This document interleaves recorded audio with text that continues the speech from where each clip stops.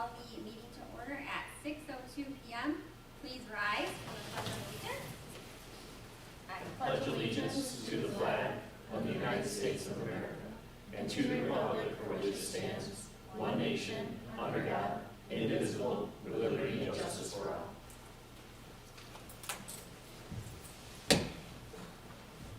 Mr. Burrow, would you do roll call, please?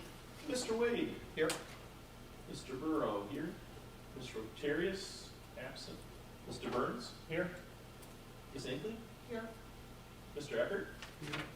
Ms. Smith, Here. we have 6 members present. Thank you, Mr. Burrow. I'm going to do adoption of the agenda. Mrs. Von Hoffmeyer, any additions, No. deletions, No. amendments? I believe you have a colored sheet here in regards to the contract for loan services, so just bring that to your attention. Thank you. We'll go to communications. Mrs. Von Hoffmeyer. All right, so just on the screen here, just wanted, we have quite a few communications. Not all are an hour long, which is good news here, but definitely want to provide some updates. The first communication here listed, greater recognition will be shared with the board during our regular scheduled board meeting, and that will be on our Technology 4 and Life Skills and Leadership class here at the middle school. And Principal Lewis, Mr. Shank, and Mr. McAllister will be presenting to you on Monday to provide an update. These are the communications that we'll cover tonight. So we have OP Tech Initiative, Sex Ed Reproductive Health Recommendation. Mr. Spears is here to present that to you. EOP and Crisis Plan Update, board meeting recordings, K-12 media update, and our parking spot update from Mr. Frederick here. In regards to the OP Tech Initiative, I just wanted to make sure that everybody was able to review Principal Bruno's document to see if there was any additional questions. I also wanted to make sure that if the curriculum committee present tonight wanted to weigh in on that or share anything, we did meet together with Principal Bruno on March 3rd in regards to why the tech initiative, having the one-to-one Chromebooks at Orchard Primary is paramount.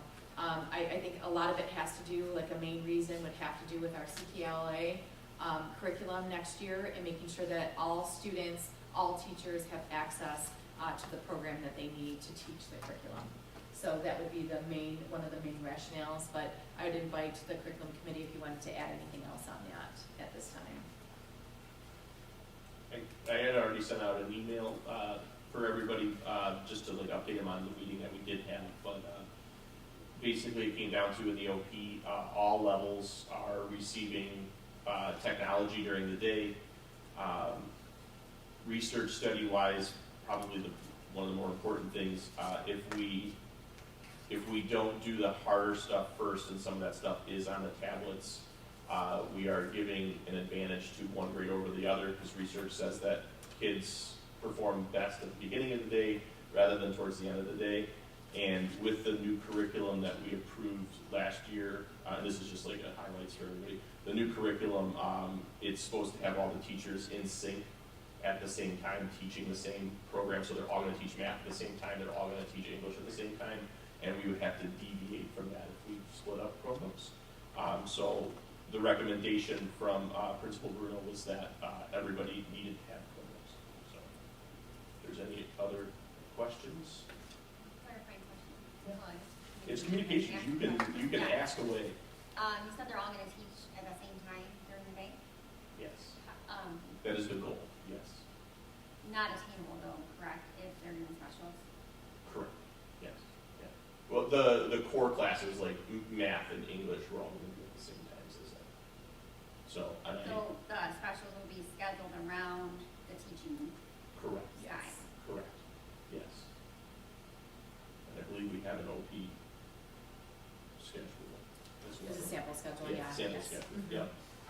Perfect, thanks. Yep. Great, thank you. Moving on to, I'm sorry, I'm going to skip over Mr. Spear here. Mr. Spear, I'm going to welcome you up and so you can provide the recommendation here for the health committee. Here I go. Can I Yep, I'll disconnect. Folks, I have the reins. Sorry in advance now. Good evening. Thanks Good for giving me evening. some time, folks, to talk to you about our reproductive health committee and our recommendation that we had found together.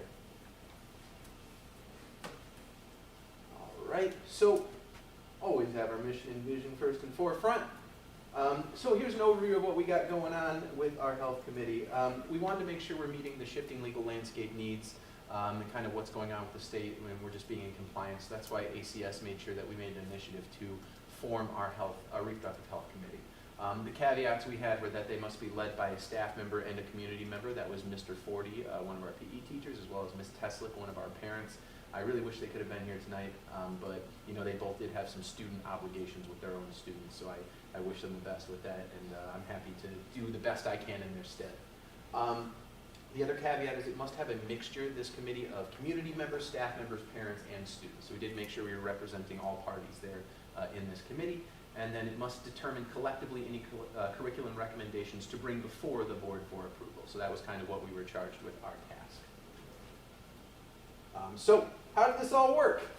First off, I've provided this PowerPoint presentation or slide presentation to Ms. Vaughn to share out as needed. So you do have a copy of the agenda. It's that link. I'm not going to click on it tonight.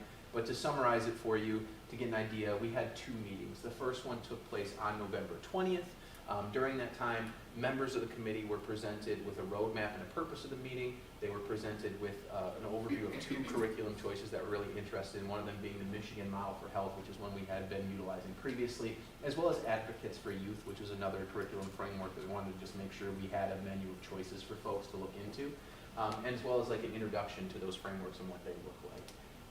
We asked them to work with us to kind of determine like a second meeting date where we could reconvene. And then in the interim, we asked our members to please review those frameworks in their entirety so that when we came back, we weren't trying to pick through and like educate everybody on the same platform while we were doing it. We wanted them to kind of have that work done in the couple of months in between those 2 meetings. So we provided with them the complete framework for both of them, both of those models, health models, to review on their own time.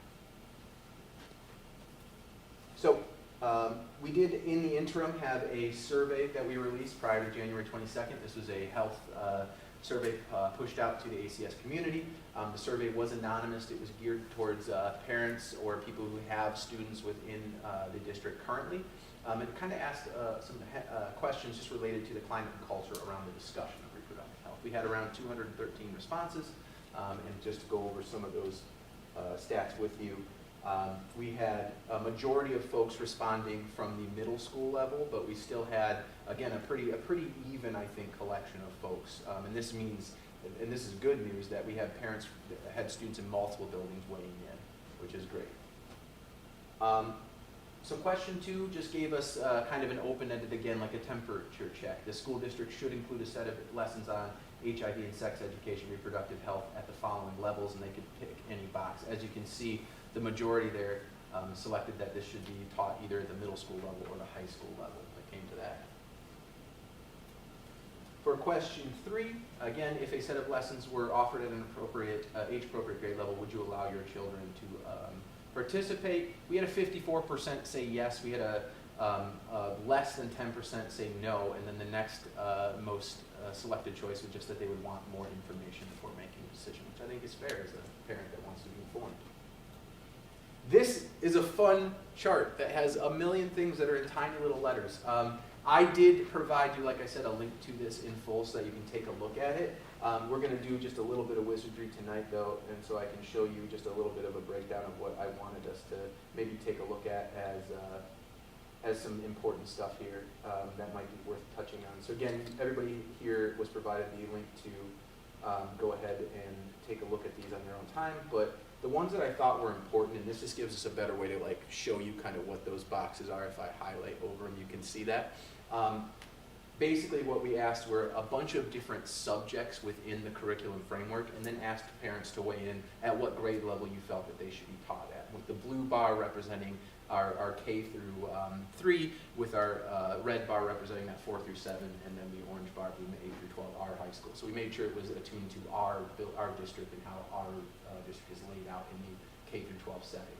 I don't think folks would be surprised. I mean, I'm not going to go through every single one of these. I don't think folks would be super surprised, though, with how things were shaking up here, with a lot of these things, again, being like puberty and adolescence being more towards that middle school kind of thing that folks were hoping for.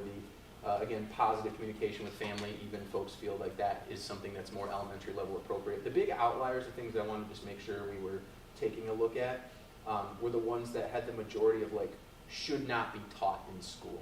And that's these green bars here. If you look, there's really two that are something that I think are a hot button topic in the community that we might, as we're moving along in developing the Reproductive Health Committee over the years, just take a look at that stuff. And that is gender and sexual orientation. These are, again, if you're looking here, we have about just over 75 responses in each one saying like should not be taught at any level here. Not necessarily the majority. The majority does say, you know, of this survey, of the people we polled at high school level might be appropriate for that. But it's just to say that I think that that is an area of tension and something that we would definitely want to take a look at as we're, again, moving down the long-term kind of goals for what the Reproductive Health Committee looks like. So again, just things I thought, a couple of like outliers I wanted to share with everybody, because I think otherwise majority folks feel that most of these subjects should be taught at some level in our school system here currently. But again, all that, for the more granular stuff, I did provide that to you so you could take a look at it in your own time. It's way easier than taking grabbing a magnifying glass and trying to read that. So again, one of the other topics that came up here was the opt-out. I had talked to Ms. von Hiltmeyer about this, and she mentioned that how we engage with like opt-in and opt-out when it comes to our curriculum is something that may almost like is a collaborative effort between the parent steering committee, and that isn't necessarily our domain in the health committee to determine those types of things, but we at least wanted to poll families about it to see how they felt.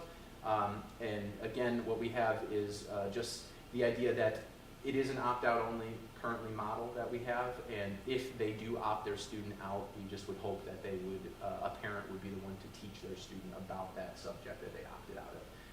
We had a few folks say that they disagreed with that statement, but the majority, 94%, said that they would understand that expectation.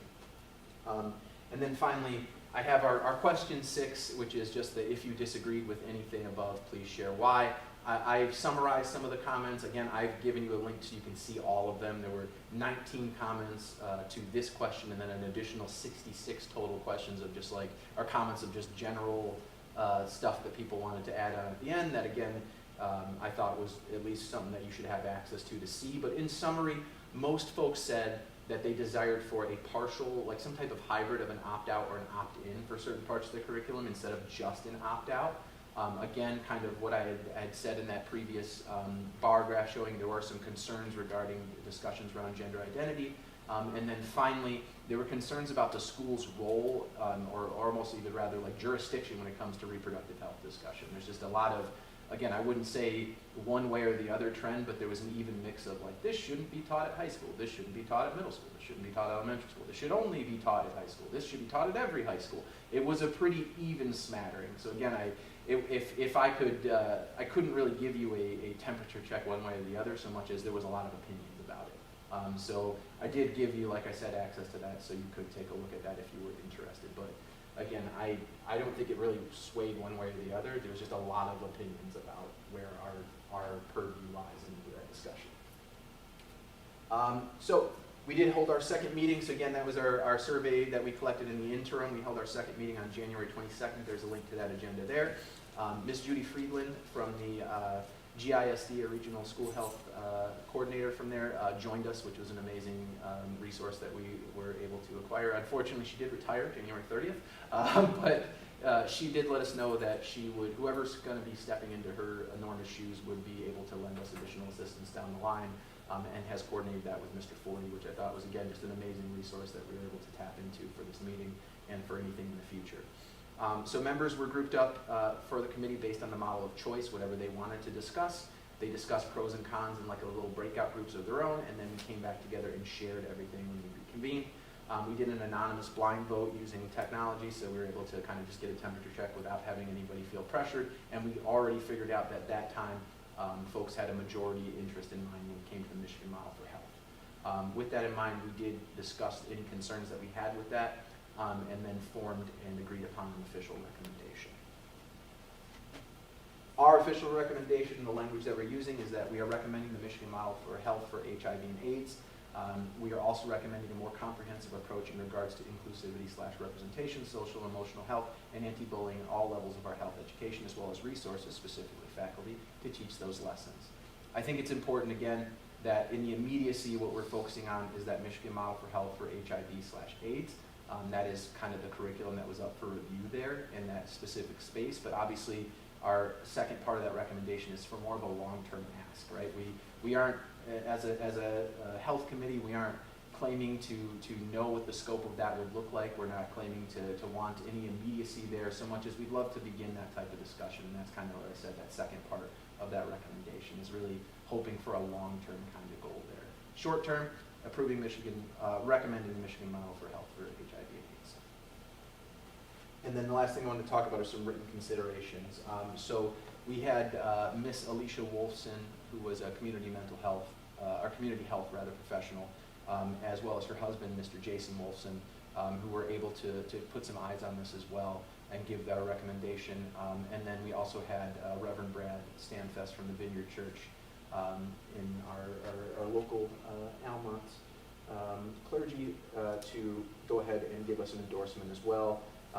So again, you have access to this letter, but essentially Pastor Brad has recommended the Michigan Model for Health as well. Again, with his big stressor is, again, just the idea that folks do need to be aware that they can opt out of things, but he does feel that, again, his view aligns with us, that the Michigan Model of Health would be his recommendation as well. With that in mind, I'm curious if we have what questions we might have, if you feel I missed something. Thank you, Mr. Spears. A lot of good information. Appreciate it. I do. Yeah. In terms of the opt-out, the opt-in, is there some material where if they choose to opt out that it's required, with that, by the state that? As of right now, it's the HIV and AIDS portion. That would be the required portion of that. But as far as everything else, to my understanding, opt-out is, you may opt out of that, yes. Yep. Thank you. Mr. Spear? Yes, ma'am. For the opt-out, with that, just remind me how you guys do that. You send like a parent permission to the home? It's essentially, it's a parent letter that goes out and allows parents to take a view at what subjects will be covered, and just like a brief overview of them with the option to opt out of them. It is not, I would say there's definitely room for improvement in that structure and how we could better formulate that to make sure parents are more informed of what they're opting out of, but we do give like an overview of everything so that they're able to have an idea of making that type of decision before they decide if they want to opt out. And does that go out just, like, is you guys talk about it throughout the year, so like, is it, like, you send it out right before, at the beginning of the year, or every time it comes out? It would depend on where it's being taught. Like, for example, in the 4th and 5th grade spaces or the 4th and 6th grade spaces, it's like a singular lesson. So I believe that goes out prior to that lesson. And then for something like the health class in high school, that's something that is intermittently sent out to families as we cover those topics. So like I said, I think it really just depends on the scope of what's being covered based on the grade level. If it's one lesson, it's going to come out probably before that. If it's multiple different subjects, then it is released out when those subjects, like prior to the subjects being taught. Yeah, of course. Yeah. Thank you. Mr. Thank you. Spear, thank you so much for all the work that Mr. Forty, shout out to Mr. Forty Yes. as well, and Mrs. Tuslak also helping us out with that. We had an incredible, I felt like, a very well represented group.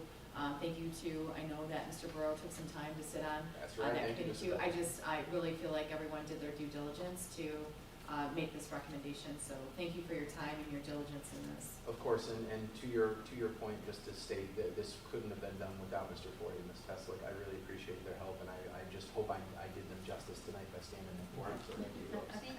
Yep. Thank you.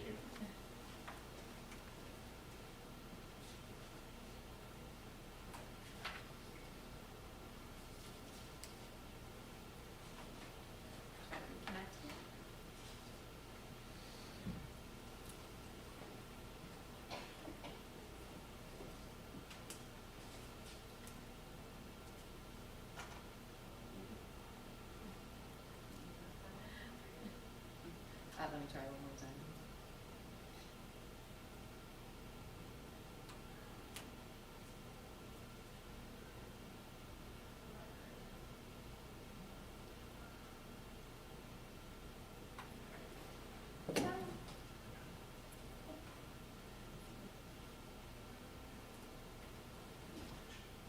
Just trying to reconnect. That sure must be this.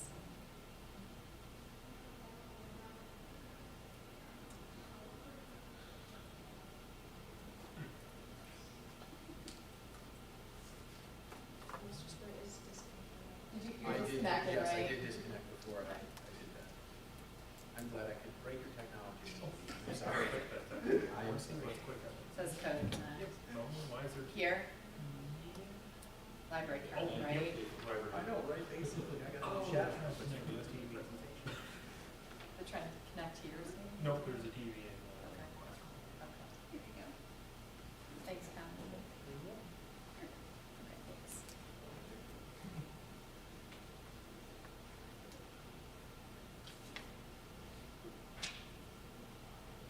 Okay, to continue communications then, just a quick update for EOP and crisis plan.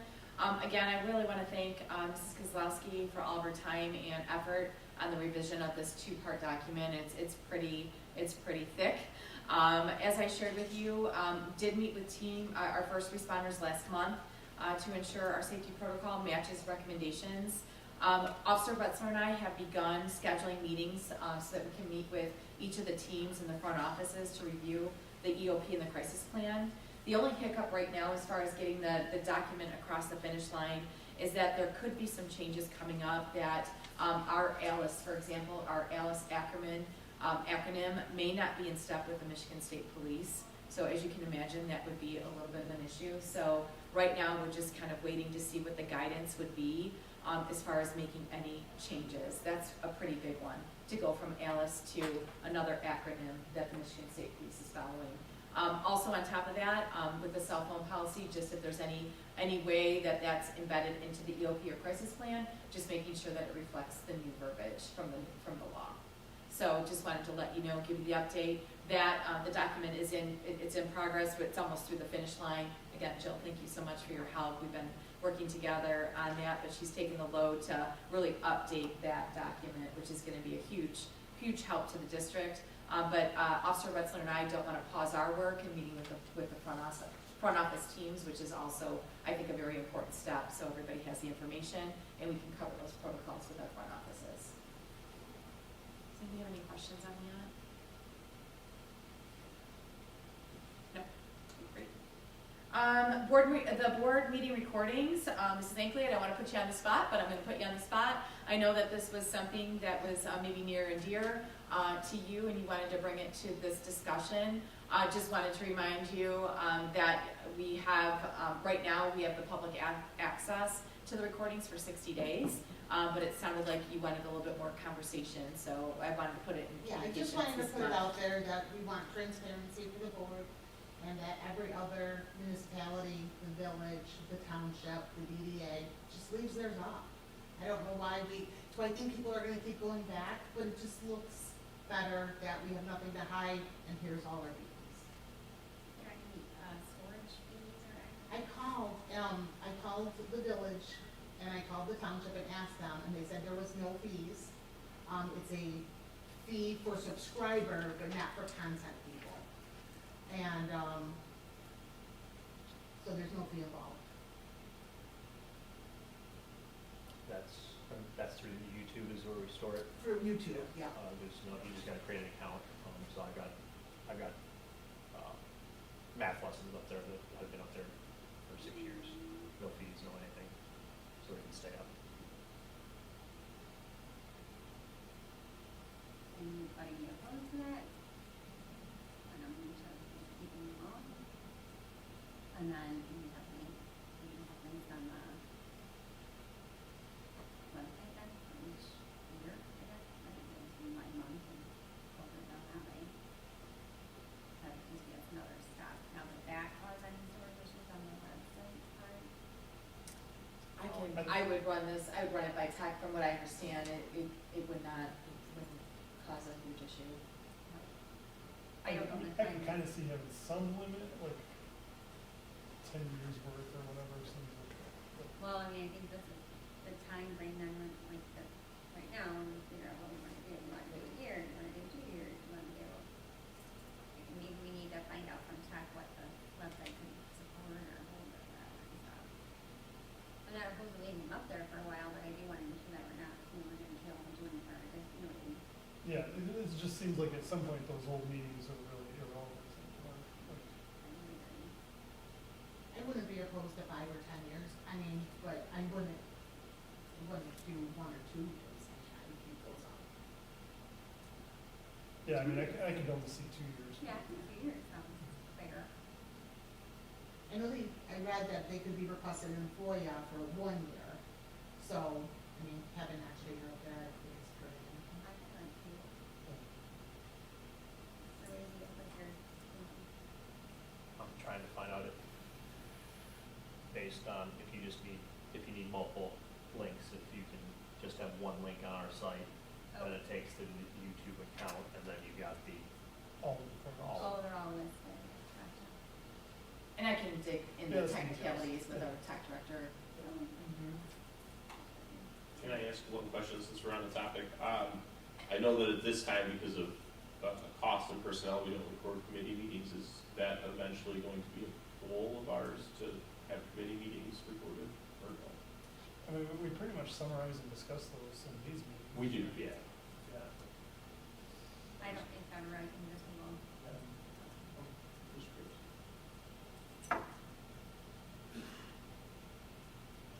I'm not opposed, I just, like, again, I think we do talk about it, like, basically everything we discuss, we bring here and talk to the. We do, people yeah. about anyway, so. Yeah. I think right now we're doing a good enough job sharing all that information. Yeah, You know, we have yeah. a meeting minutes and whatnot, that's my opinion.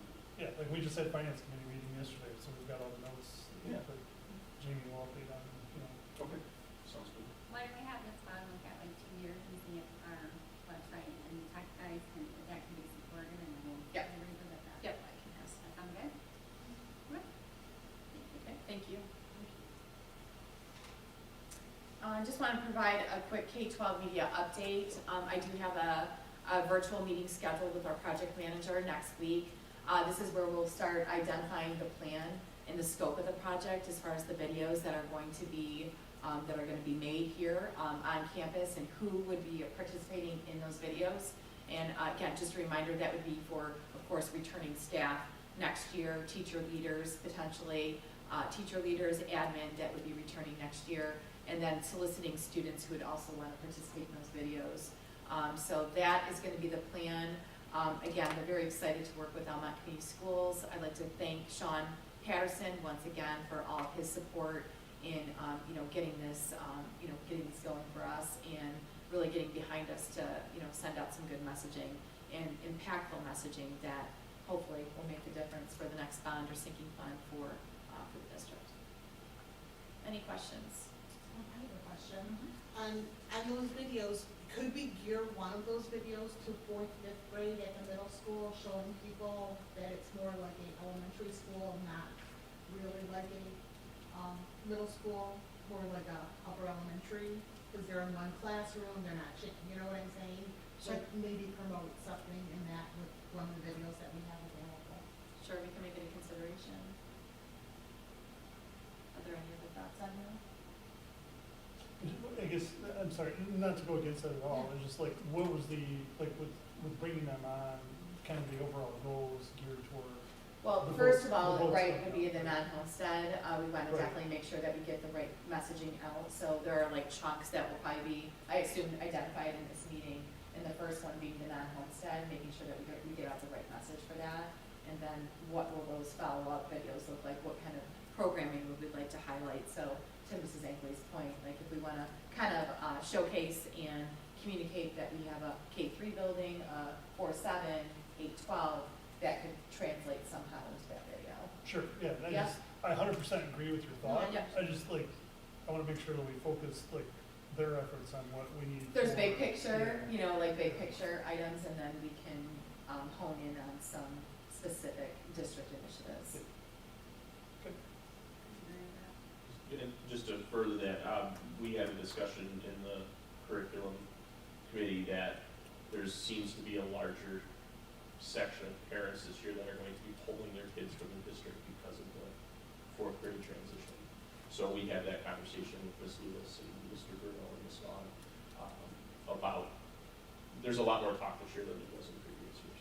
So I don't know how many kids it's going to be, but that's where That's where it came from. yeah, that's where that's coming. That's where that's coming from. Is that people are still like, yeah, I don't know if you saw the Facebook post in the community. I guess like the most common thing that people talk about when the school district Now on comes up. Facebook. Okay, yeah. So like, yeah, there was one a few weeks ago, and you know, there was a lot of positive comments about the district, and like every time someone mentioned a negative thing, it was, man, I really wish the fourth grade wasn't in the middle school, and like it's really difficult to have fourth grade in middle school, and so like that's where we're coming from on that. I would almost encourage like parents that are hesitant about that to reach out to parents that have kids in it or have gone through it with that, because Yeah. mine's currently in fourth. Right. Yeah, mine went through. Mine's in fifth. I went through too. So. Fine, Yeah. And Miss Lewis does do like a parent night No, I for got the it. third graders too to see But what. it might even be better to Yeah. have parents, I don't think. Yeah. No. It's Parents a, talk to parents. yeah. Yeah. I For think sure. Ms. Lewis and the staff do a great job of kind of Yeah. keeping things separate. Any other questions?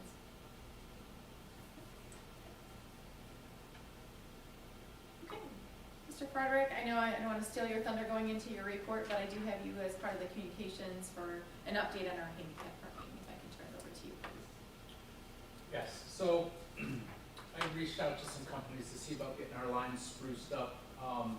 One of the requirements is that we have to have a ground temperature of 40 degrees.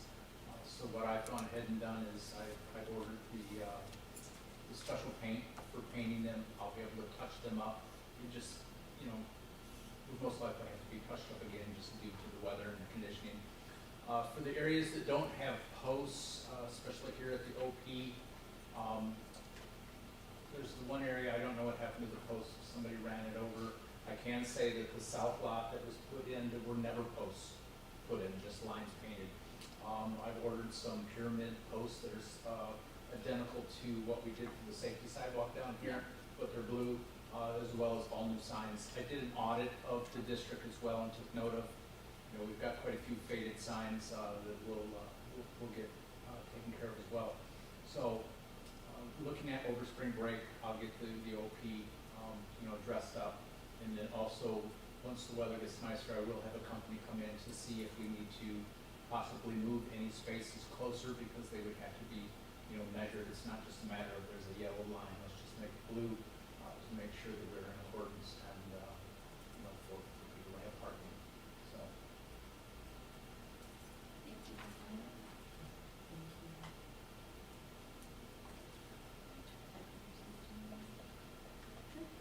Yep, I'll turn it back over to you. This will be our first questions and comments pertaining to the agenda.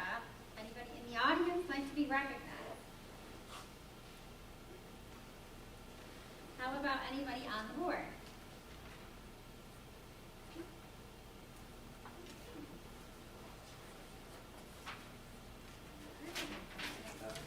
Go to curriculum. And then maybe read that fact sheet. This is this stuff in front of you.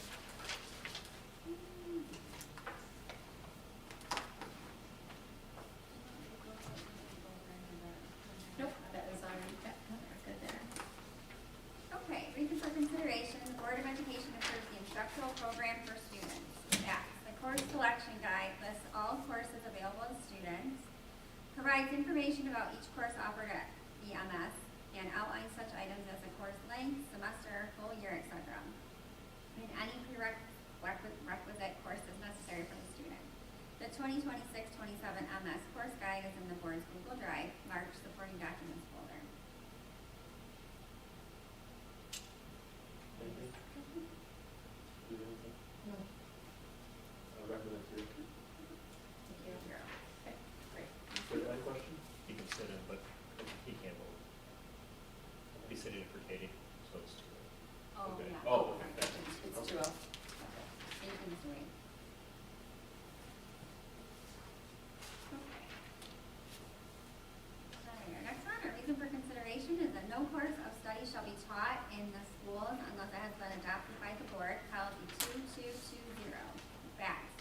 reproductive health committee was established to review curriculum in accordance with statewide policy.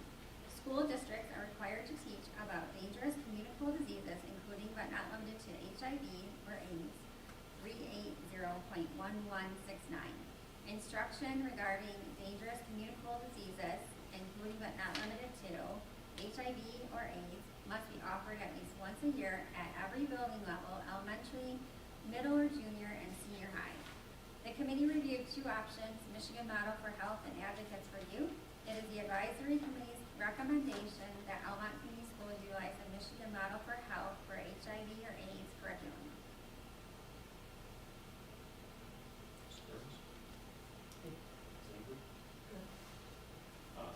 One thing that I just wanted to state is it says elementary, but we don't offer it until they get to the middle school, correct? There's no fourth grade, but it's in our middle school, even though the state, so they can start at fourth grade for those parents listening. And then the second thing is we're updating the Michigan Model for Health that we already use. We're just updating that curriculum, but we are not changing the way we teach it. It's still 1 hour for fourth grade, 1 hour for fifth, 1 for sixth, 2 for seventh, 2 for eighth, and 2 weeks for high school. So that's all I have. So 2-0. You're good? Yes. 2-0. Thank you. For the master. I did, I wrote this one, yeah, thank you.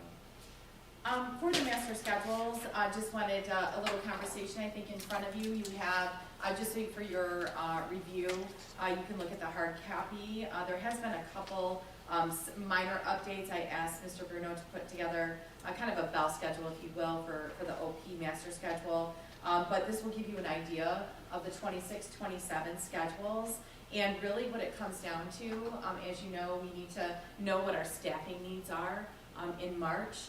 And so there has been, there's a couple adjustments. I just wanted to make sure that you were aware. There's a couple notes, though, that I did ask my principals to put together, and I'm going to attempt. I'm sorry, with, again, my eyes. Thank you for having some patience. If it gets too hard, I'll give it to you, Ms. Smith. So with the OP, per Mr. Bruno, there's only a few changes from the 25-26 to 26-27 year. Most notably, we would like to request that Mr. McAllister return to a schedule more in line with the 24-25 schedule than this past year. This would mean that Mr. McAllister would be teaching 4 sections per day at OP in each grade, K through 3, instead of just 1 section. We're also requesting this to ensure that our teachers have extended blocks on time in the morning to faithfully teach our new curriculum, CKLA. This also allows Mrs. Royster to have a normal schedule, if you will, versus covering 3 buildings. At this time, the class size numbers, they stay within those optimal numbers. Each of our classes are in the optimal range for lower elementary in the low 20s. This year we had 5 sections of 2nd grade, and next year we have 5 sections of 3rd grade as those students age up.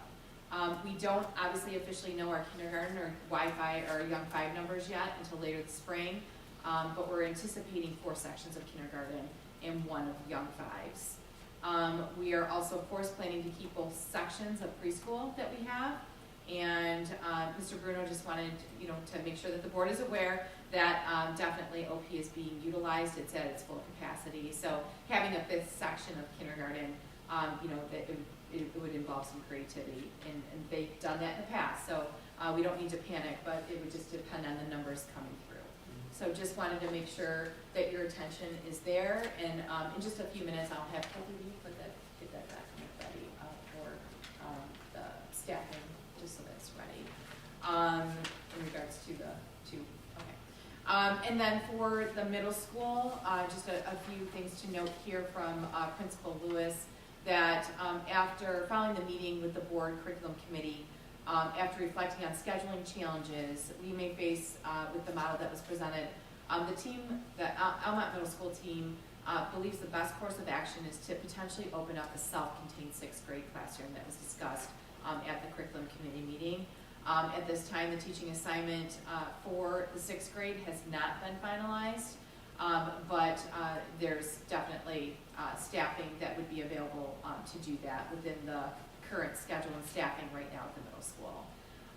With the schedule being recommended, it does meet the criteria of that 20 to 25 students per class minimum.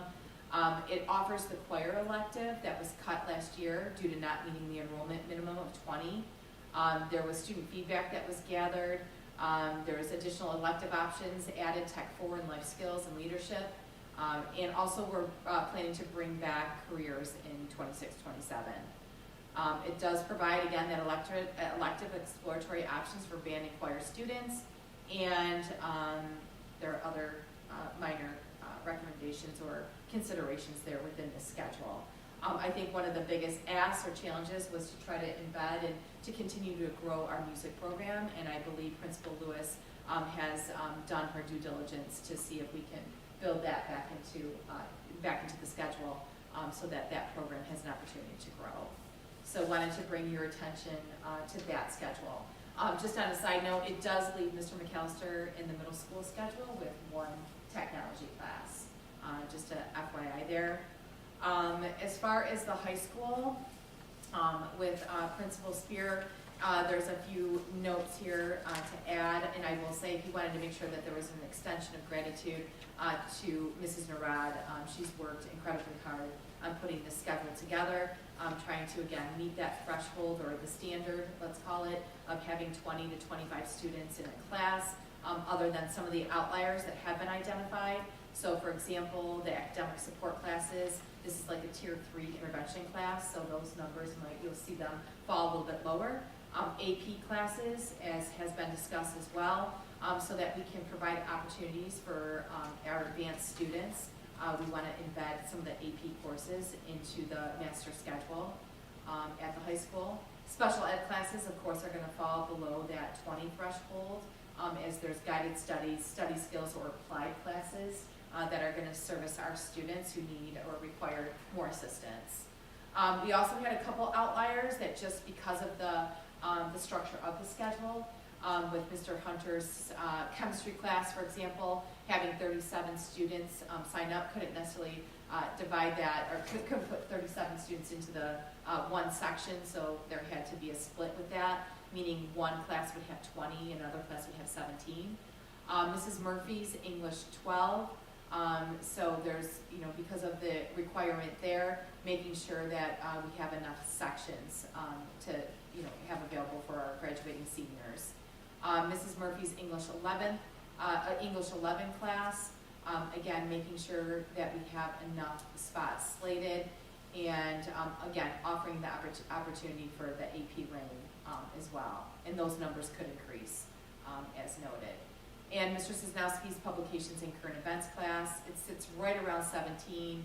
I would tell you that that's been a common number in the past, and he's been doing this class for about 20 plus years, making sure that we have, again, as you know, it's an award-winning yearbook, and making sure we have communication, social media, news, outreach support from the high school and within our district.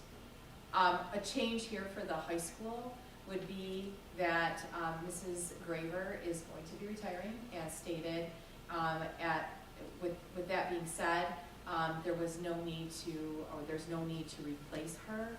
We've been able to build in the math component or the math classes with our current staff. So we are not looking to hire another math teacher at the high school level. And this is an attempt again to right-size the district. And so I did ask Kathy just to put numbers, so just so you could see some numbers there.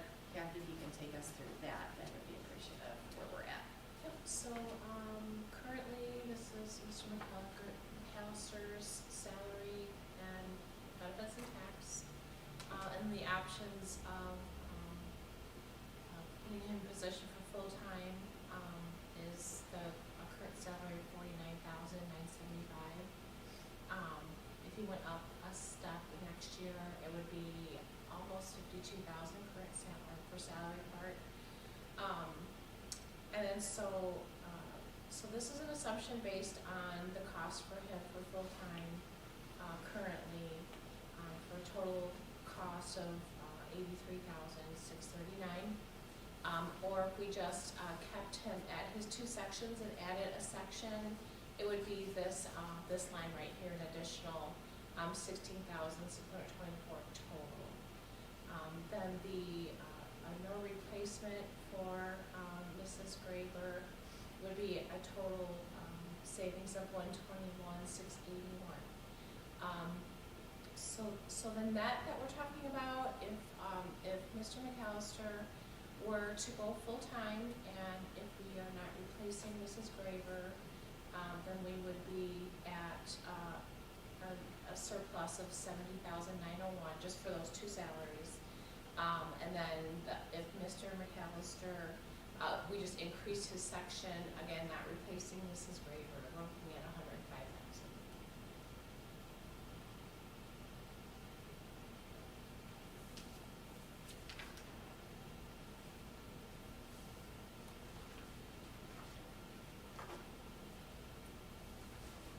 Any questions? Again, this is more so for heads up for budget purposes, but because we're gonna be going into budget season, we wanted to be transparent of how that would translate. And again, trying to right size some of these numbers and not replacing Mrs. Graber, based on the numbers that we have at the high school and our teaching staff and qualified to do the math. We feel like this is the best recommendation for the district. You did, Mr. Burns? Question, so are you gonna be presenting a recommendation? This will be like more Something through our budget, through budget, Part of the you know, budget like we go through our process. budget, yes, but, with staffing, we have to be able to, you know, identify what our staffing needs are in March. Sure. And so I just want to be transparent if this is what we're looking at. Okay, thank you. I have a clarifying question. That, Please, Ms. so for the middle school, you said it would be a self-contained sixth grade That's what they're looking at, yes. instead Yeah. of having them switch like the other ones are getting or whatever, or what? Typically, so I have to think back, I remember, being middle school principal, and we had a teacher, I believe, Mrs. Wiegand, back in the day, did a self-contained classroom, so, meaning, yes, that she would take on the core subjects, they wouldn't do, you know, like, switches, for example, for like a math or a science or social studies, but they'd still have access to their electives. The self-contained would be the teacher teaching all the core curriculum. If I may, like, we do that currently right now in fourth grade. We do it in fourth grade right now. No, I know, but it looks like they switch starting in fifth grade, like, Does fifth grade have a self-contained also?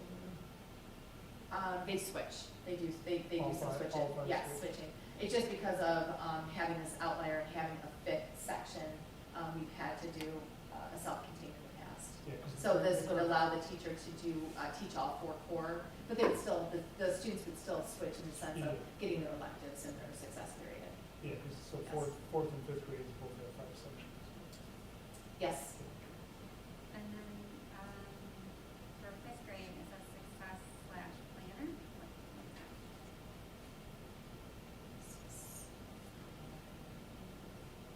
Got like, so the other ones, like fourth grade is success, but first period. I would probably want to follow up with Ms. Lewis on the narrative. I want to say that it's, has to do with goal setting, but I would want to get the narrative from Ms. Lewis.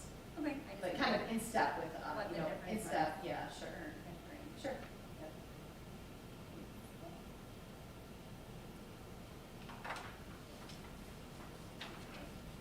And then I think we're turning it over to Mr. Frederick here.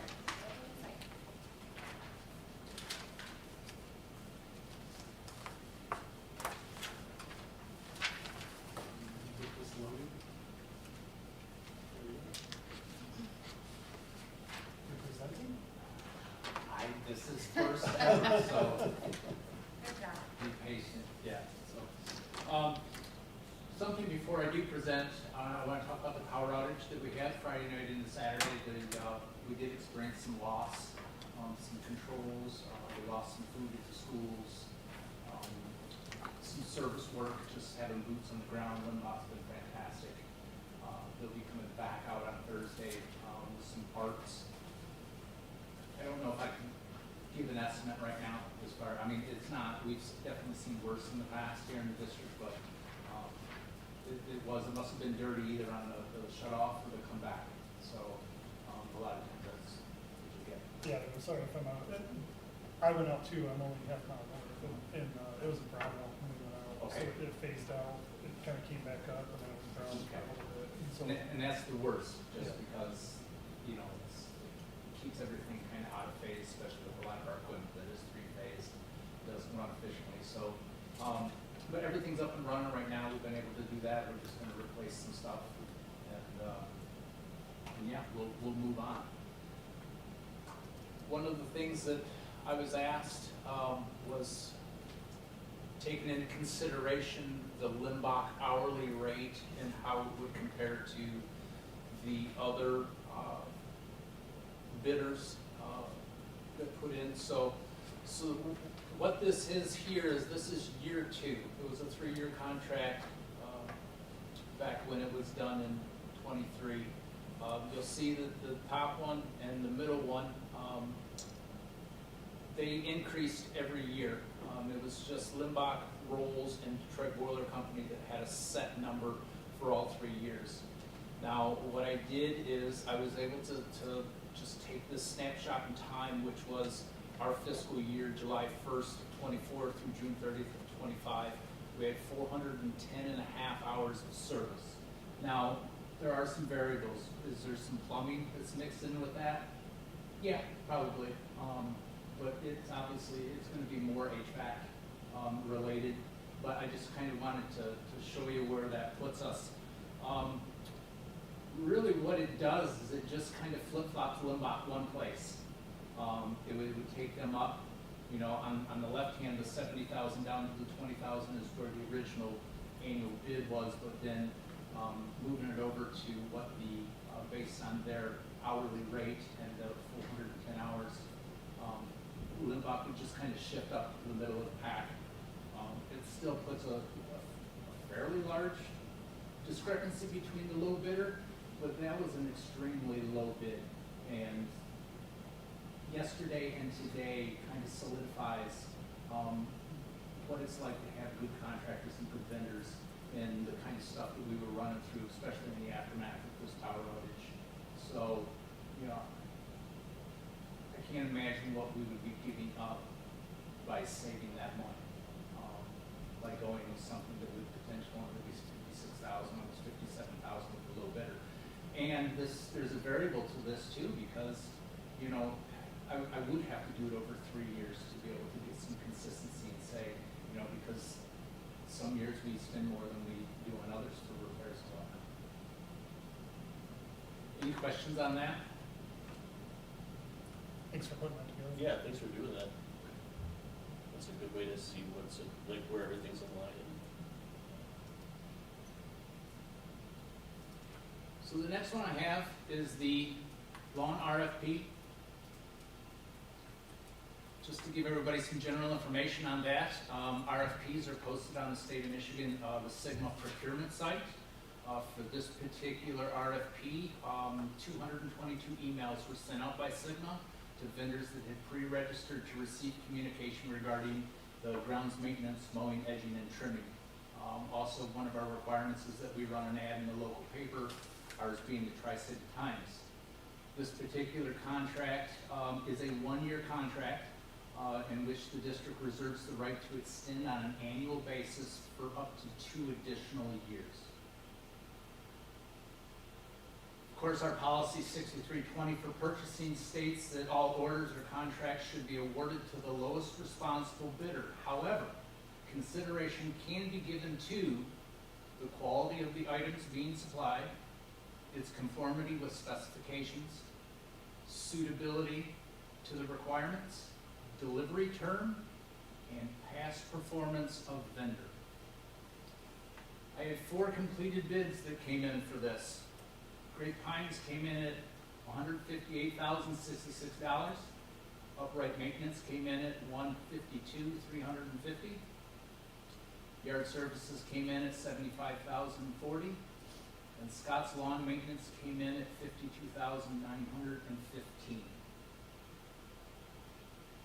I did put a matrix together. The prices, the scores for those were mathematically calculated from the bid totals. And some of the items for my matrix that I thought were important were price of services, you know, being able to pick a local vendor, familiarity with schools and athletic field care, as well as past satisfactory experience with the vendor. As you can see there, a couple of the bidders were local bidders, to which they only differed in a couple categories, one being the price, and then the other being the prior satisfactory experience with the vendor. Based on this matrix, Yard Services scored a 76, or an 86 rather, which was the top score for these 4 bidders. My recommendation is to grant Yard Services the lawn maintenance contract. Yard Service has established themselves as a reliable and trusted partner of the district. Their ability to accommodate on short notice, whether it's rescheduled games, after hours tree limb removal, pushing their dinner plates aside to come in and help out in a moment's notice, additional prep for graduation, as well as, donating time and manpower to the baseball and track programs, most recently. So that's some of my rationale for making that recommendation.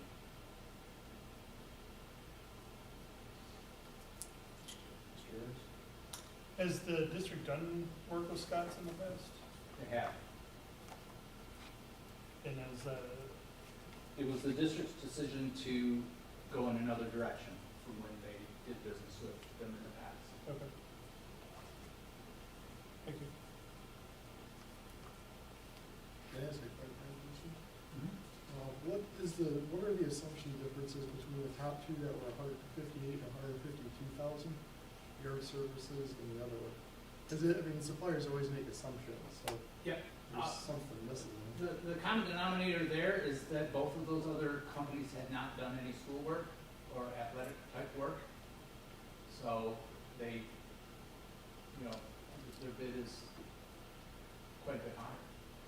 So, Because they're not understanding what they're supposed to do, or? potentially, not knowing how to gauge the labor or the work involved to do it, either, grossly overestimating it or underestimating it. So, of those other 2, one person did show up. We did do a site visit. We took quite a bit of time to go through and show it from Kidder to Howland, and from the bus garage all the way over to the softball fields, the expanse of the property. So, going back to, let me just pull this up, and I'll tell you from 2023.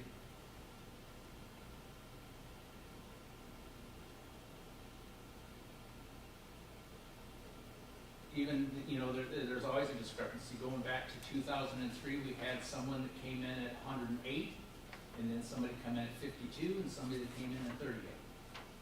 So you still have that one at the top that was just leaps and bounds beyond everything. So. Okay.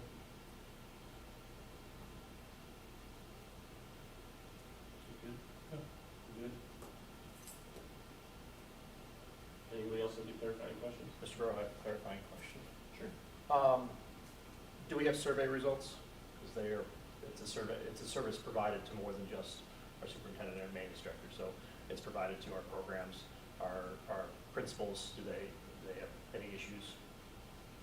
I've spoken with admin, I've spoken with principals, I've spoken with the secretarial staff, who are frontline individuals that get concerns, as well as I selected some coaching staff, as well as our athletic director.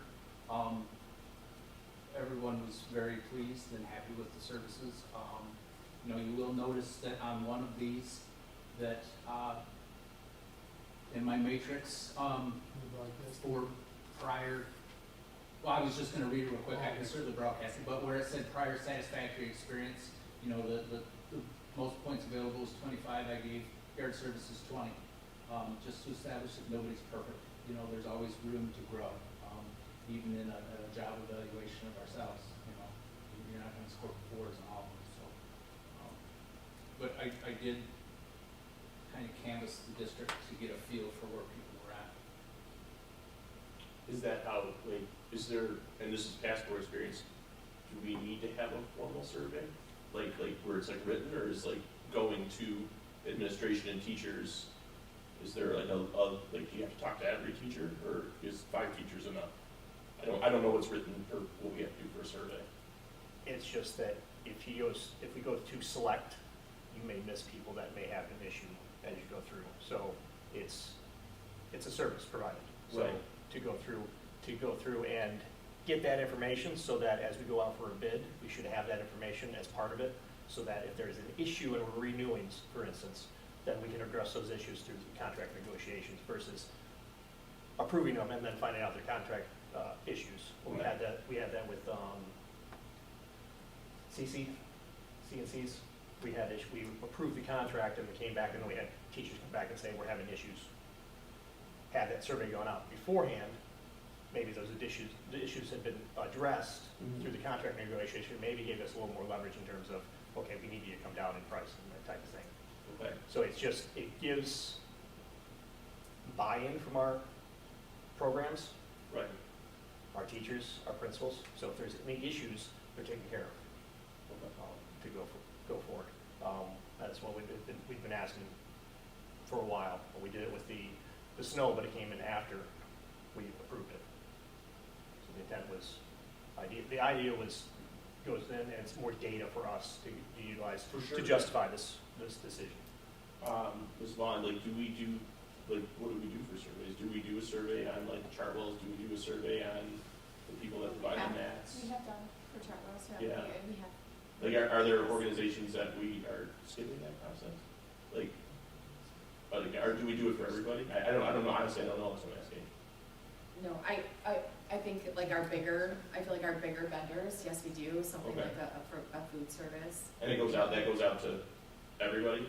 And yes, and some of that too is dictated, I think, even by the process itself. It would go out to all the stakeholders, whereas, Okay. you know, as our maintenance, we get a recommendation from our maintenance director, what's been and done in the past. What I did want to try to, try to solicit some community feedback or, school stakeholders' feedback was through going through that snow removal process to invite, getting some of the feedback on somebody like Right. a third party. Right. In this case, like for our building maintenance or our facility maintenance. So that was the attempt there. I didn't know it was the expectation to do it for lawn care too. Okay. I didn't know.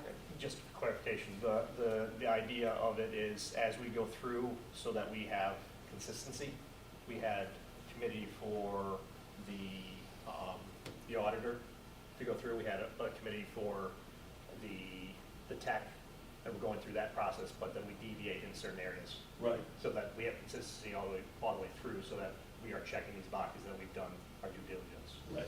And when we deviate from that, we have to explain why. Well, I thought, to your point, Mr. Wade, I thought I'm doing the snow removal because that is one of the services that YSI, provides. I felt that was like getting, feedback on their services.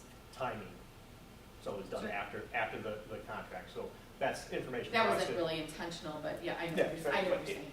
If he comes back, 60, 40, 50, 50, 75, 25, the opposite way, then you guys would have to sit and justify what the decision making is. Came back and justified that decision. But if it comes back to the opposite, 25, 75, then we're in a position, well, why was this done? And we're gonna have to justify it, and we have to explain that to the community. So I think it creates consistency across all Yeah. these. Sure. And then it gives us data, and we're a data-driven board. And I appreciate the time, Jason, that you put into, doing the matrix and stuff. That is headed in the right direction. I think we're saying the same thing, but, gathering that feedback, just to be consistent with our partners or third parties. I'm hearing that is what you'd like to see. I think we need to get a clarifying comment here. From what it sounds like, our policy is not clearly defined on what is required here. And so I believe that the policy committee is gonna need to I think we'll add that to our list. clearly define what the expectation is, so that way all of our directors and administrators know that, hey, if I'm going out for X, Y needs to happen, and make sure that it's common throughout. But it's gotta be like in policy, because if the policy doesn't read it, I agree. yeah. Yeah, Yes. we're gonna come in, so we'll put that on our, agenda and everything. One more clarifying. We switched to the service 30-plus years ago, maybe beyond that, to save the district money. We may, each year or so many, 5 years, 10 years, we may have to go through and evaluate. Is it better to do this, or do we purchase a mower, purchase a weed whip, pay for the gas, pay for the maintenance, pay for the hours?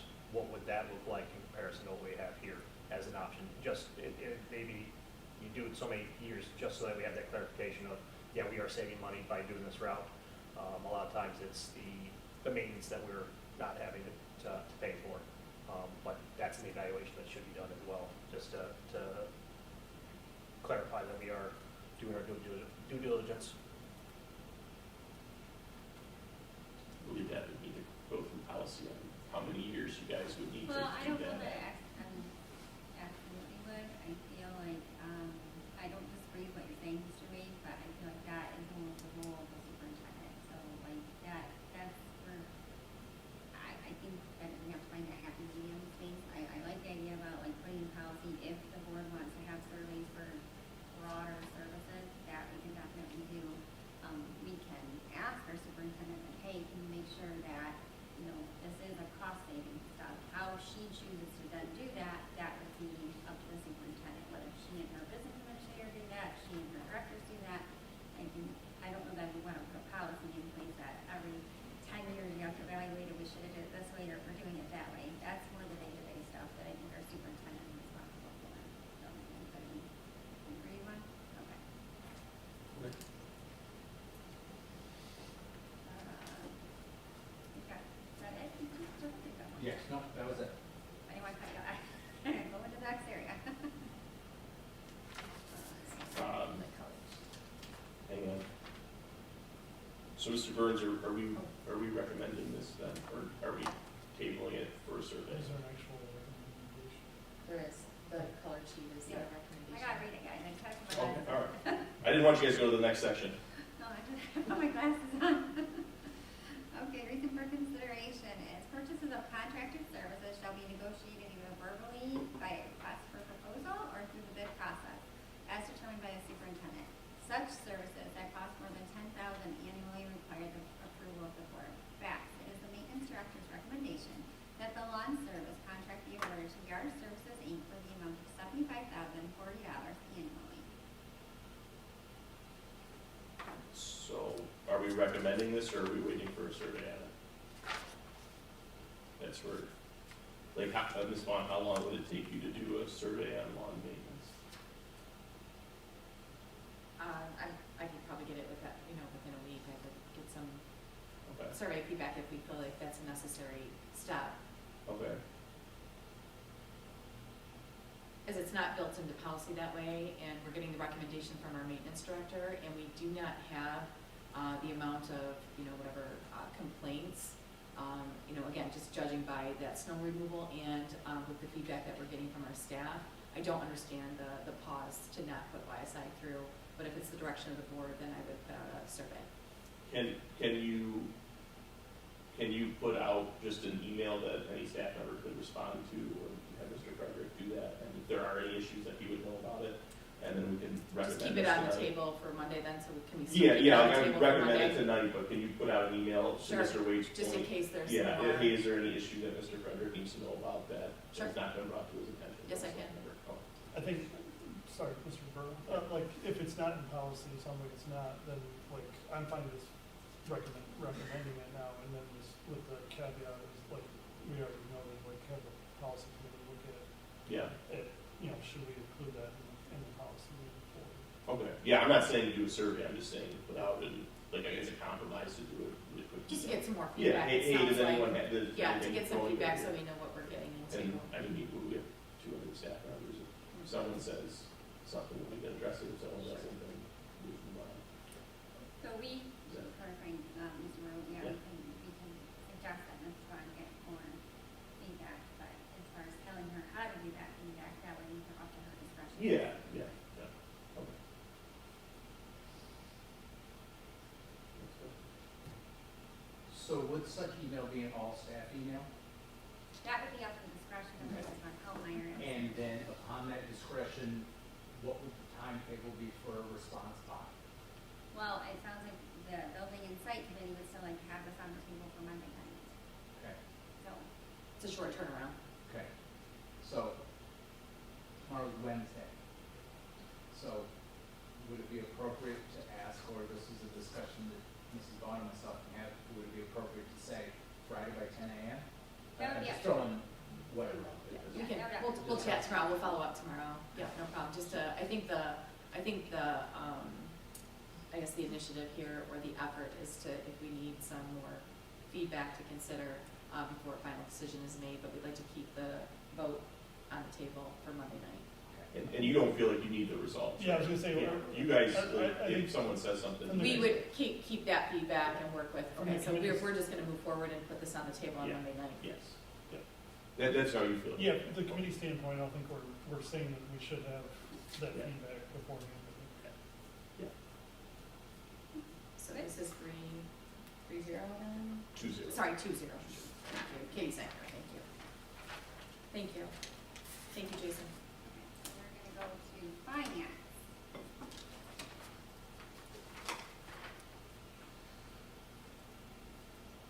First up. Checks written. I think two. Hold on one second, Mr. Ray. She took more than that, so.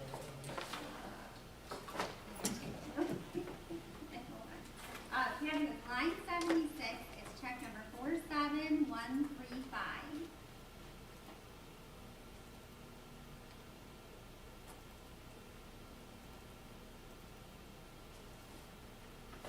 That is for the Pierre County Health Department for $1,965, and it is split across all three buildings for their food service license renewal. Alright, okay. And that is just, is that it, did you say this is yearly or annual? Yes, it is annual. Okay, okay, perfect, thank you. And then, line number 94, check number 47142. So it's, there's two of them there, and it says like camera server issue and then AP issue, so I just wondered, I didn't know if that was like a food point thing, but I just kind of wondered if there was any more info on that, and Mr. Frederick might have some insight. So there's two separate invoices, just paid on the same check, you know, to save, money. But yeah, AP issues, let's see. Cable replacement appeared to resolve the issue, but the gym AP is now in a down state. So, of course it was Colin, let's see. Okay, there was a switch, and a cable that had to replace. We replaced for the gym AP. That is the AP issue that was resolved. And then the camera server issue. OP, there was one AD user that could not log in. Camera servers, they had to add someone and do some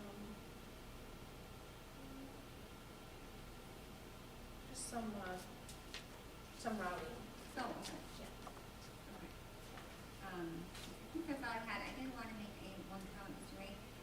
Kathy, you're making it harder for me to find checks. There's so much to do in here, so I greatly appreciate that. That's awesome. I did bring up with our auditors, like, the necessity of actually pulling physical checks, because Debbie is so awesome. She scans every single one of these on the server. Okay. So I could literally pull them up on here almost faster than here. Okay. But if you guys are open to it, we can discuss it later. But if you prefer to see the paper, Why don't we discuss that on next sounds good. meeting? Thank you. Okay, Yeah, cool. perfect. Yeah, sounds good. I approve of that message. Any, No, I agree, Kathy. I mean, everything's pretty spelled out, so it's difficult. I mean, I can pick something random, but Well, I think our policy, what is it? we're supposed to ask a couple, yeah. we just, the general guideline that we've gone through is at least two. Okay. We've gone through, and it just helps with the audit. If the auditor says we can do that on the computer, then we can look for that when we discuss it. I just have one, 47139.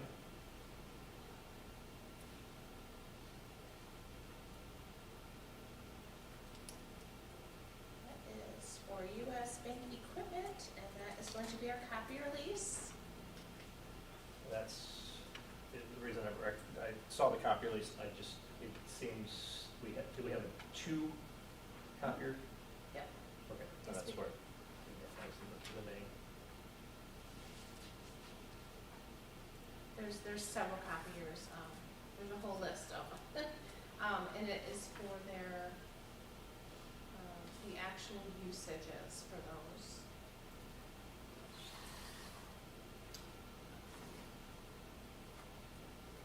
And other serial numbers are listed here as well. Thank you.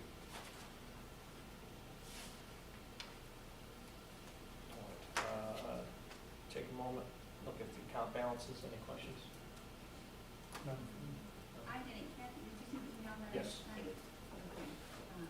Do you want to talk about that at all, that animal, the, Yeah, sure. I thought it was a great explanation. Yeah, good. So I know we just went through a budget amendment, and I just want to remind everyone that, you know, things change daily in my world. But there were 2, on the expenditure status report, there were 2, we call them function codes, 2 line items, that did have some negative balances. You know, they were over in those, over budget in those areas. The one was for academic student assessment. We have some carryover funds from 31A, and so when it came time in January to renew our testing, you know, resources, thank you. We had done that for the year, but then they had approached us and said that the price is going up considerably next year. So since we had 31A money carry over, and you know, wanted to spend that down, we secured another year. So we went ahead and prepaid for next year for our testing resources. And those, typically, you know, those are put in an expense account here for you know, benchmark assessment for testing. And so in the month of March, I had adjusted that to go up to be offset by the 31A money. So you will see that adjusted next month. Actually March's reports. Then in other business services, there was a journal entry that the auditors had done for the state aid note, which was our loan from last year. That was for some August interest, and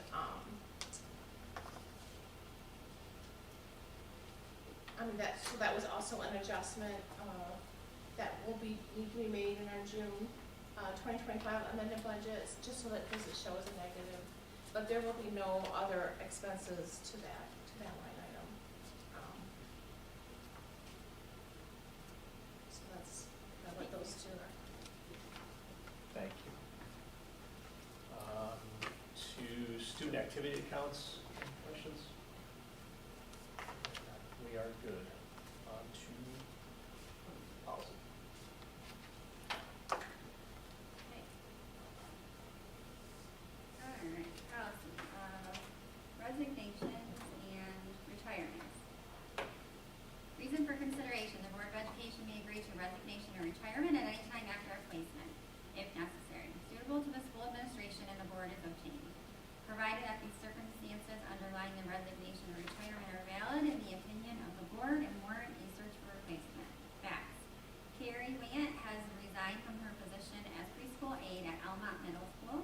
Miranda LaCroix has resigned from her position as recess aide at Orchard Primary. Sherry Taylor has announced she will retire from her position as secretary of Almont Middle School at the conclusion of the 25-26 school year.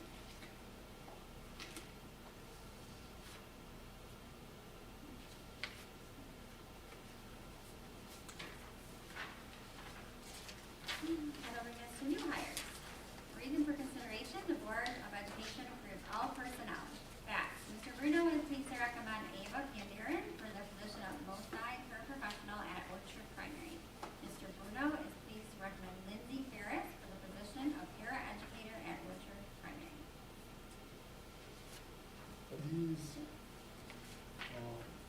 two positions here, are these new positions or replacement positions? I believe these are replacement.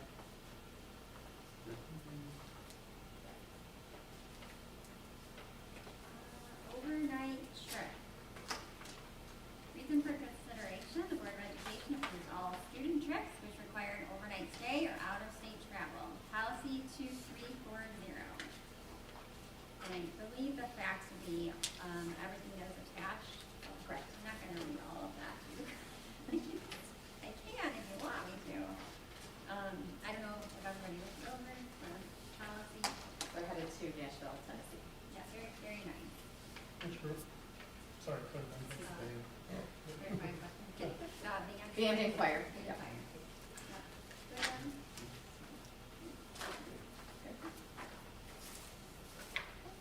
Okay, that will bring us to questions and comments, regarding anything. Is there anybody in the audience that'd like to, be recognized? No? Anybody on the Board of Education?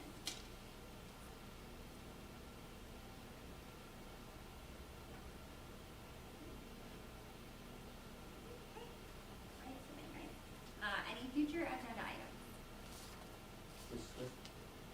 Can we get an update on the OP principal hire, like where we're at in that process for the next session?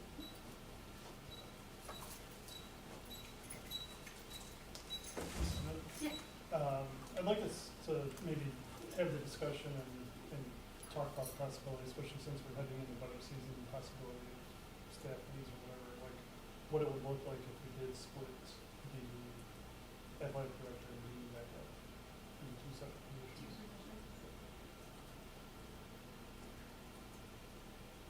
Anybody else? Any other future agenda items? Okay. Mrs. Smith, Mr. Burrow? I move the Board of Education adjourn the March 17th, 2020 work session at 7:24 PM. Support.